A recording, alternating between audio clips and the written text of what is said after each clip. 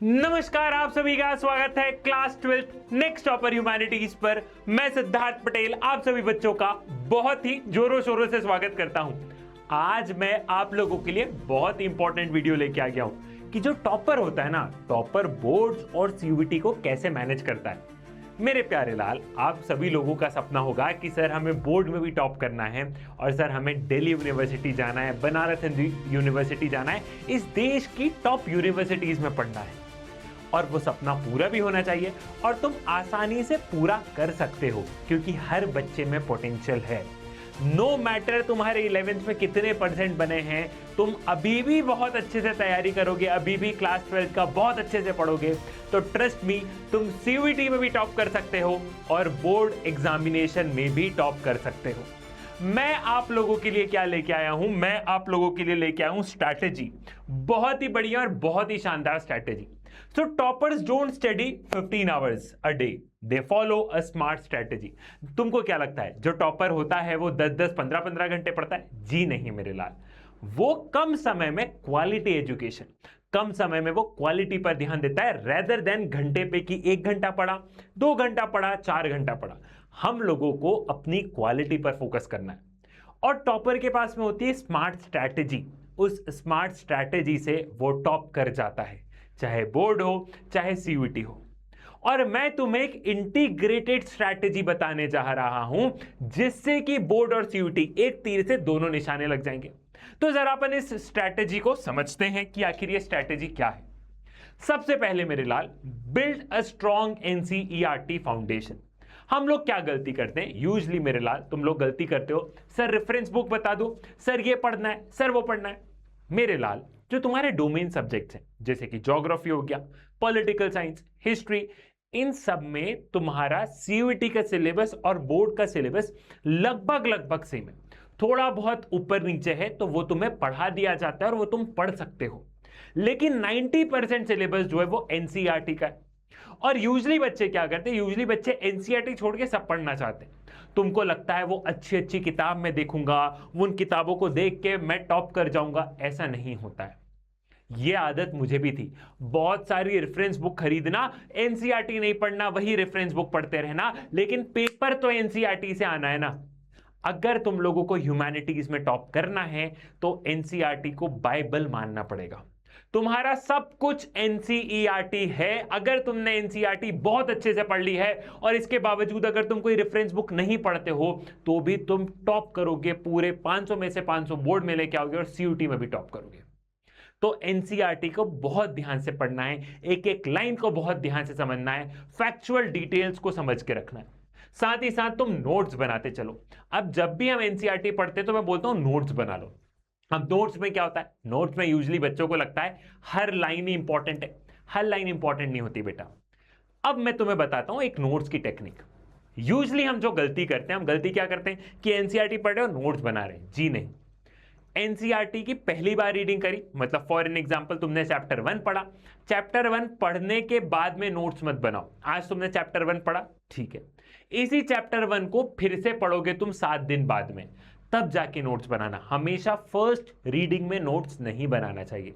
तुमको क्या लगता है कि एक बार तुमने चैप्टर 1 पढ़ लिया और चैप्टर 1 कंप्लीट? जी नहीं, कम से कम एनसीईआरटी की 2, 3, 4 बार तो रीडिंग करो और हमेशा दूसरी या तीसरी रीडिंग्स में नोट बनाने चाहिए, क्योंकि पहली रीडिंग में, एनसीईआरटी की पहली रीडिंग में तुम्हें लगेगा हर लाइन इंपॉर्टेंट है। तो हमेशा फर्स्ट रीडिंग में नोट्स नहीं बनाना चाहिए, फर्स्ट रीडिंग में चैप्टर को समझना चाहिए। देखो मेरे लाल, टाइम टेकिंग प्रोसेस है, लेकिन समय लगेगा तभी तो टॉपर बनोगे। रातों रात कोई भी टॉपर नहीं बनता है और यूजली बच्चे गिव अप कर देते हैं। टॉपर कोई 30 मार खान चीज नहीं कर रहा है, बस वो कंसिस्टेंटली चीजें कर रहा है। वो ये जो चीज जो तुम्हें रोना पड़ रहा है ना, वो इस चीज को बार बार कर रहा है। वो एनसीईआरटी को बार बार पढ़ रहा है, वो नोट्स बना रहा है, बार बार पढ़ने के बाद में नोट्स बना रहा है। ठीक है, वो बार बार पढ़ने के बाद नोट्स बना रहा है। मुझे बच्चे कमेंट करते हैं सर नोट्स की टेक्निक बता दो। टॉपर ऐसा नहीं सोचता है। टॉपर बोलता है कि ठीक है मैं बनाना तो स्टार्ट करूं। तुम लोग क्या सोचते हो कि एक दिन कोई आएगा, मेरा हाथ पकड़ेगा और वो हाथ पकड़ के सब कुछ लिखवा देगा? ऐसा नहीं होता है।